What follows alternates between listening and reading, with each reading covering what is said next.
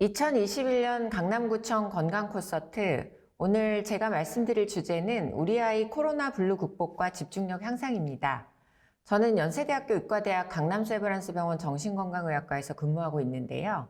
주로 소아청소년 정신건강 상담, 학부모 상담을 진행하고 있습니다.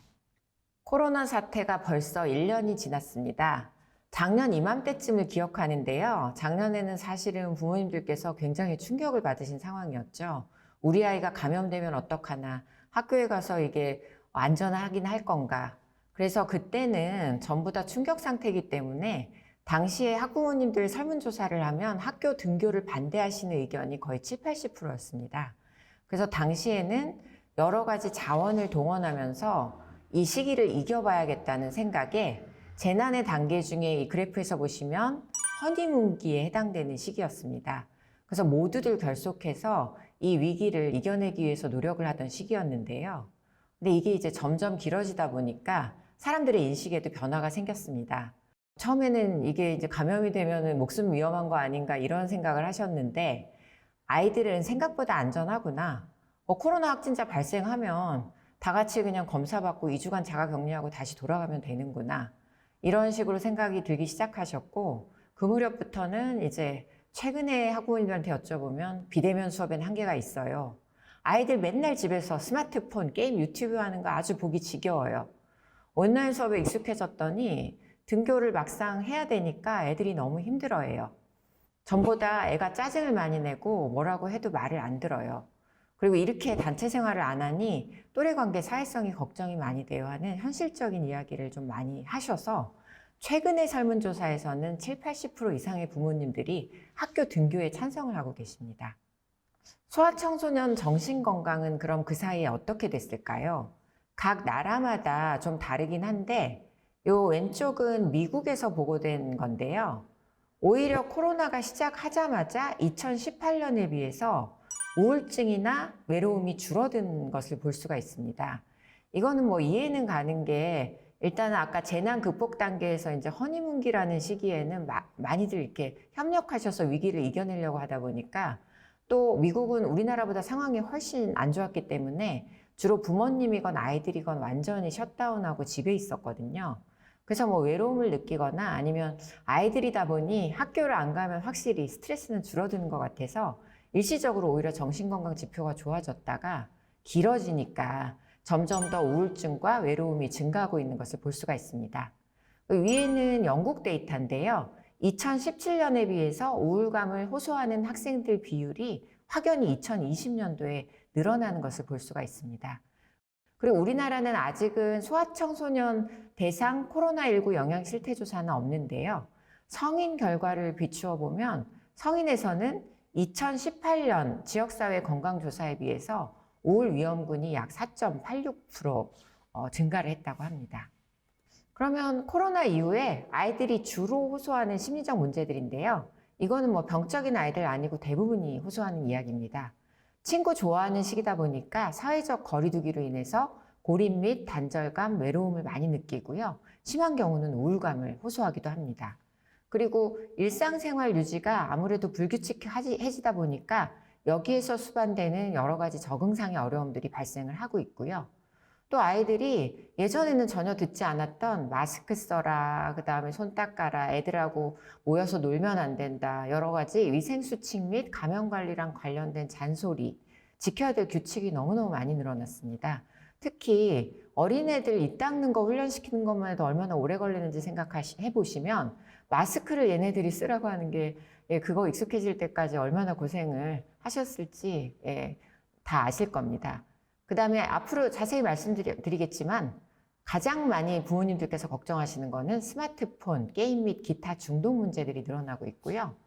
또 이런 시기에 제대로 한 게 없는 것 같다라는 결핍감과 불안을 많이 호소하고 있습니다. 그래서 코로나 이후에 높은 스트레스가 부모님하고 아이들 관점이 확연히 차이가 나는데요. 부모님은 스마트폰 관리, 학업 관리, 생활 관리를 가장 큰 스트레스로 느끼고 계십니다. 즉 학업과 연관된 거고요.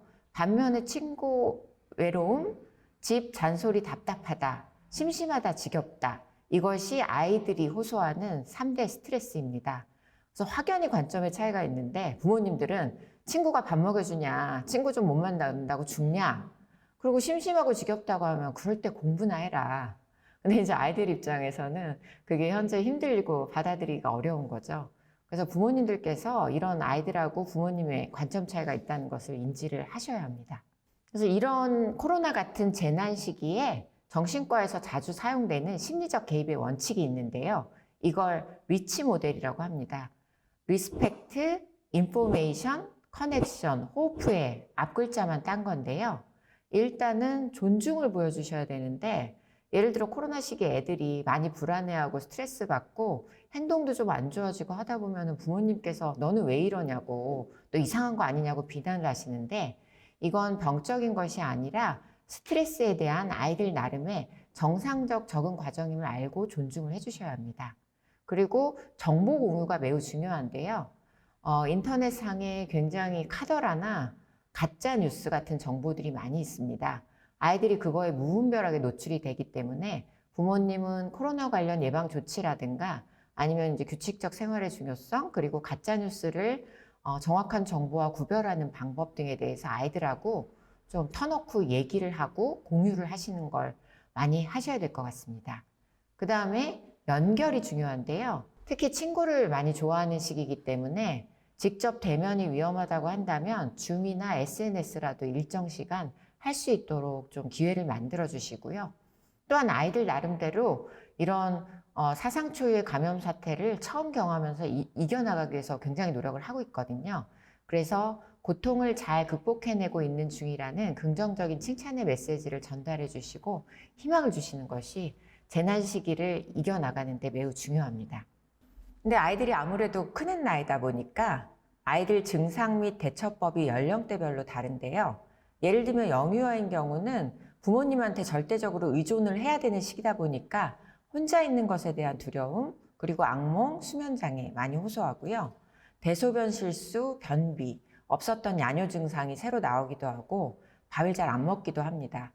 그리고 떼쓰고 징징거리고 매달리는 행동이 불안하니까 증가를 합니다. 근데 이제 이럴 때 버릇을 잡아야 된다고 부모님들께서 오히려 더 엄격하게 하고 혼내고 이러시는 경우도 있는데요. 이해하고 참아주는 게 굉장히 필요합니다. 불안하기 때문에 얘네들이 이러는 것이거든요. 그리고 말로 표현을 잘 못하는 시기이기 때문에 놀이나 그림을 통해서 본인의 스트레스를 표현하게 해주시고, 또 예전에는 혼자서 잘 자다가 불안해지면 부모님 방에 와서 좀 자고 싶어하는 아이들도 생깁니다. 그럴 때는 이런 수면 습관이나 태도의 변화를 일시적으로는 좀 허용해 주시고, 불안이 줄어들면 자기 방으로 다시 돌아갈 겁니다. 그리고 취침 전에 동화책을 읽어주시거나 잠이 잘 오도록 차분하고 편안한 활동을 함께 해주시고, 앞으로 말씀드릴 모든 그 연령대에 해당되는 얘기지만 규칙적인 패턴을 유지하는 것이 매우 중요합니다. 수면이라든가 식사라든가 운동이라든가 이런 게 흐트러지면 면역력이 떨어지고 스트레스를 이겨내는 힘도 확연히 저하가 되기 때문입니다. 아동인 경우는 영유아랑 비슷하게 과민성 징징거리고 몸이 좀 크다 보니까 심한 경우는 막 공격적인 행동이 나타나기도 하고요. 그다음에 뭐 수면 식욕의 이상, 학교만 가자고 하면 두통, 복통 같은 신체적 증상을 호소하기도 하고, 잘 놀던 아이가 또래랑 잘 안 놀려고 하거나, 집안에 지금 시간이 많아서 이제 예전에는 집안에서 뭘 갖고 잘 놀았는데 그런 좋아하는 것에 대한 흥미가 상실된다거나, 또 집안에서 이제 부모님 관심을 끌어야 되잖아요. 그래서 형제 간의 경쟁이 굉장히 많이 심해지기도 합니다. 그리고 집중력하고 인지 능력이 떨어져서 학교에서 배운 새로운 내용을 잘 잊어버리기도 하거든요. 그래서 이런 게 아동의 대표적인 코로나 블루 증상이기 때문에 이런 증상을 보이면 이제 부모님께서는 영유아한테 통했던 그런 전략들 뿐만 아니라 좀 컸기 때문에, 그리고 부모님들도 재택근무 많이 하시고 집안에서 보내는 시간이 많으니까요. 집안일을 같이 재미있게 하면서 연결감, 그리고 나도 뭔가 할 수 있다는 독립심, 유능감을 느끼게 해주시고, 특히 스마트폰이나 미디어 사용에 대해서는 상냥하지만 분명하게 한계 설정을 해주셔서 이 나이에는 매일매일 자기 전에 스마트폰을 제자리에 놓게 하신다거나 사용 시간을 좀 엄격히 관리를 해주셔야 합니다. 그리고 막연한 불안감을 많이 가져요. 이 코로나에 대한 이제 가짜 정보들이 많이 퍼지니까 그래서 감염병 확산에 대해서 불안해하면 너는 뭐 그런 걸 걱정하고 그래? 이렇게 윽박지르시지 말고 잘 질문하고 올바른 정보로 대답해 주실 수 있도록 해주시면 불안감 해소하는데 많이 도움이 됩니다. 그리고 아이디어가 굉장히 많은 시기예요. 창의적이고 가족 건강 증진을 위해서 어떻게 일상생활을 만들어갈지를 같이 의논하면서 좀 놀이식으로 하면 좋을 것 같습니다. 가장 부모님들이 힘들어하시는 게 청소년기인데요. 건강 증진하기 위한 행동을 무시하는 거, 방역수칙 안 지키고 PC방, 노래방 가지 말라고 해도 자기네들끼리 몰래 가서 놀고, 그 다음에 어떤 경우는 또 아무것도 안 해버리고 하루 종일 자고 공부도 안 하고, 그러니까 이런 부분들 굉장히 힘들어 하시는데요, 부모님 입장에서는. 근데 대화를 시도하려고 하면 또 아동 때와는 달리 안 합니다. 그래서 이제 요 시기에는 감염병에 대해서 얘기하고 생활 태도에 대해 얘기하시는 것도 중요하지만 아이들이 너무 거부하면 아이들 나름대로 타이밍이 있으니까 강제로 막 대화를 시도하시려고 하지 않는 게 더 낫고요. 오히려 전화, 인터넷, 비디오 게임을 통해서 친구들과 좀 연락을 유지하면 자기들끼리도 스트레스를 많이 풀기도 합니다. 그리고 애가 아주 심하지 않으면 집안일이나 뭐 어린 형제자매 지원하는 거를 좀 역할을 주시고 거기에 상응하는 용돈을 주신다든가 해서 집에서 역할을 할 수 있는 어떤 뿌듯함을 주시는 것도 좋을 것 같습니다. 그리고 또 하나 청소년기에는 워낙 친구, 자기 평판에 목숨을 거는 시기이기 때문에 예를 들어 코로나 확진이 됐다거나 아니면 밀접 접촉자로 자가격리만 해도 소문이 쫙 퍼지거든요. 그러면 낙인 또는 낙인으로 인한 부당한 대우에 대한 걱정이 매우 증가하는 시기입니다. 그래서 음성 받고 다 괜찮은데도 어떤 경우는 나 학교 못 간다, 애들 볼 수가 없다, 나에 대해서 이상한 소문이 퍼졌다 하면서 심지어 심한 애들은 이제 자퇴까지 상담하는 경우도 있는데요. 그래서 아이들의 이런 걱정을 그냥 듣지 마시고 좀 관심을 많이 기울여 주셔야 될 것 같습니다. 여기까지는 코로나 블루 극복에 대해서 좀 말씀을 드렸고요. 이제 1년 좀 지나니까 부모님들 현실적인 걱정이 시작이 되셨습니다. 전국 초중고 교사 967명에게 물었다는 한 신문 기사인데요. 학력 격차가 많이 벌어졌다는 것을 학교 일선에서도 체험을 하고 계십니다. 가장 중요한 게 하위권이 증가하고 상중위권이 축소가 되었다는 건데요. 여기 기사에서 고등학교 선생님 하시는 말씀을 보면 참 우픈 현실입니다. 영어 서술형 시험 채점하기가 너무 쉽대요. 왜냐하면 절반이 아예 답을 못 적고 그냥 빈칸으로 낸다고 그러고요. 예년에는 일본어 배울 때 히라가나 같은 거는 다 외웠었는데 작년에 원격 수업을 고2 때 하고 고3 때 만나보니까 절반이 읽지도 못하더라. 이게 현실이고요. 학생들 입장에서는 온라인 수업 굉장히 지루해합니다. 요즘은 그나마 실시간 줌으로 하는데 아무래도 이렇게 대면으로 할 때보다는 집중력이 떨어지고 딴짓을 무한하게 할 수가 있고요. 밤낮이 바뀌어서 너무 졸려가지고 밤에는 게임하고 낮에는 수업 시간에는 자고 하는 애들도 많고 줌을 거의 많이 꺼놓고 있더라고요. 실시간으로 한다고 해도 중고등학교 애들이 통제가 안 되잖아요. 그리고 더군다나 온라인이니까 선생님들이 어떻게 하실 수가 없습니다. 그리고 애들 말은 다른 친구들도 온라인 수업 잘 듣는 애 거의 없어요. 나만 이러는 거 아니에요. 이러는데 이제 부모님하고 계속 갈등이 많이 돼서 저한테 인터넷 중독으로 상담 들어오는 애들이 너무나 많이 증가를 했습니다. 그래서 이제 공부에 영향을 주는 요인들이 통상적으로는 지금 보시는 것들인데요.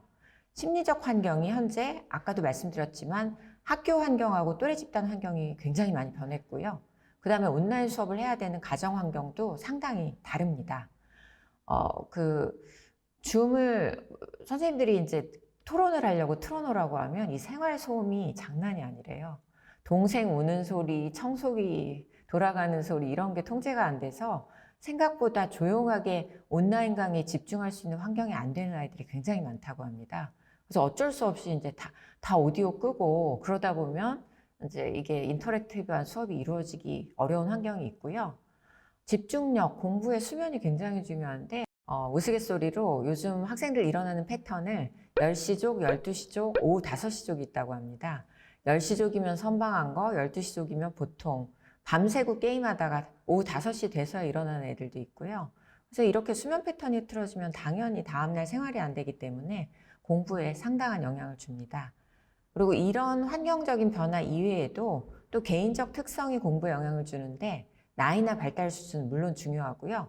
각 개인의 인지 능력, 지능, 작업 기억, 주의력, 기억력 등 개인차에 따라서도 다르고 특히 청소년기 이후부터는 동기, 자기조절 및 관리 능력, 감정 조절 능력이 학습을 지속하는 데 굉장히 영향을 줍니다. 제가 오늘은 특히 실행기능에 대해서 강조를 드리고 싶은데요.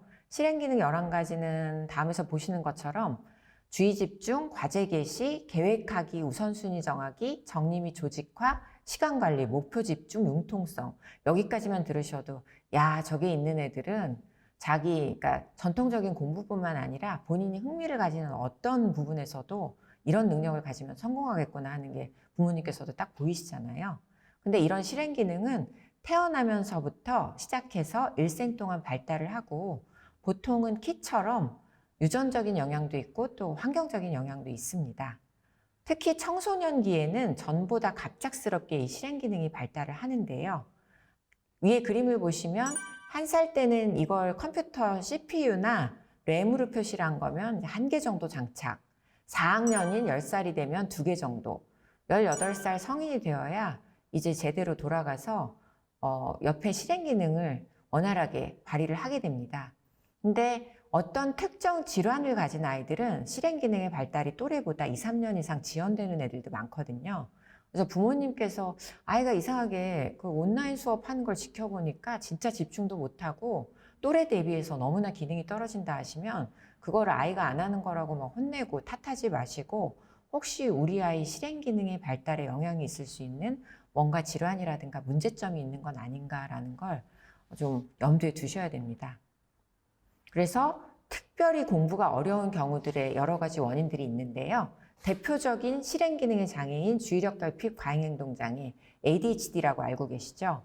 그 다음 학습장애, 지적장애, 그리고 최근에 코로나나 다른 문제로 인해서 혹시 적응 문제는 있는 건 아닌지, 그리고 기분장애, 불안장애 등 정서 문제가 있는 경우는 사실은 부모님께서 혼자 얘를 다루기가 쉽지는 않고요. 이런 경우는 특별히 소아청소년 정신과에서 꼭 도움을 받으셔야 합니다. 네, 요즘 부모님들이 너무 힘들어 하시는데요. 맞벌이 부부 엄마들도 힘들어하고 집에 계신 어머님들인 경우는 이 도돌이표 밥해 대고 아이 온라인 수업 집중하는지 감시하시고 여러 가지로 너무나 힘드신데요. 근데 어머님 건강이 무너지시면 아이들에게 짜증을 내게 되고 그러니까 어머님도 너무 불안해지시고 그러니까 스스로를 돌봐주시는 것이 아이 돌보는데도 너무나 중요합니다.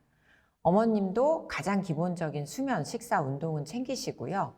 자신이 좋아하는 종교, 취미 활동을 지속하세요. 그리고 가족, 친구랑 대화하는 시간을 가지셔야 되고 음악, 영화를 보고 많이 웃으시고 휴식 시간을 가지세요. 그리고 개인적인 경계를 지키시고 주변에서 무리한 요구하는 건 거절하셔야 됩니다. 그리고 부모도 이런 재난 상황이면 굉장히 불안할 수가 있습니다. 하지만 이게 스스로 조절하기 어려울 정도고 아이한테 너무 폭언을 하시거나 이런 경우까지 가면은 좀 전문적인 도움을 받으셔야 됩니다. 사실은 요즘 집안에서 아동학대가 많이 증가하고 있다는 그런 보고들이 있습니다.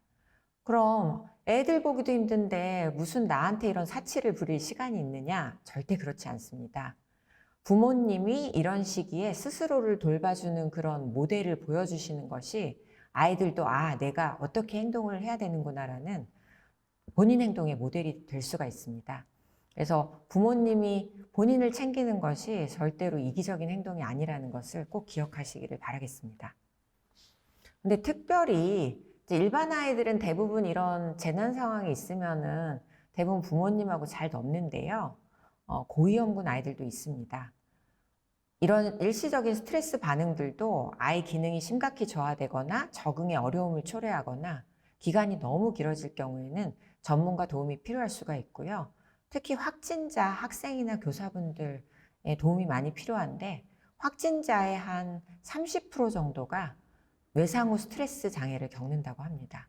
그리고 기존에 이미 심리적 문제가 있었던 학생들은 많이 악화가 되고요. 특히 정서 문제가 급격하게 악화되거나 자해, 타해 위험, 자살의 위험성이 있는 친구들, 그다음에 일상생활 어려움, 여러 가지 중독 문제라든가 이게 발생하는 아이들은 전문적 치료가 필요한 학생들이니까 간과하지 마시고 꼭 전문기관으로 연계를 하시기 바랍니다. 하지만 아이들은 굉장히 회복 탄력성이 있거든요. 스스로 어려움을 극복하고 자신이 이런 재난이나 트라우마로 상처 입은 사람들을 돕거나 구하는 사람이 되고자 합니다. 이런 회복과 성장에 대한 소망들을 보일 때 자연스럽게 함께 나누고 이걸 실현시킬 수 있도록 부모님께서도 도와주세요. 그리고 어려울 때 부모님들이 가이드라인으로 삼으실 수 있는 여러 가지 자료들이 많이 있습니다. 코로나19 바이러스의 마음건강 지키기, 감염병 대응의 학교 심리방역 가이드, 그리고 다 들어줄게라는 거는 24시간 소아청소년 모바일 상담이라서 이쪽으로 연결을 하시면 전문가로 좀 연결을 시켜드리고요. 또 6월부터 시작해서 아이들이 이제 치료를 못 받는 아이들이 있거든요. 그런 경우는 학교로 찾아가는 정신건강 전문가 제도가 교육청에서 시작이 될 겁니다. 저희 강남세브란스 병원도 이 프로그램에 참여를 하기로 했으니까 여러 가지 진료비 지원도 되고 8회까지 상담이 무료로 지원이 되니까요. 꼭 기억하셔서 부담 없이 이용을 하시면 좋겠습니다. 여기까지 아동 청소년의 코로나 블루 극복과 집중력 향상에 대해서 제가 말씀드렸는데요.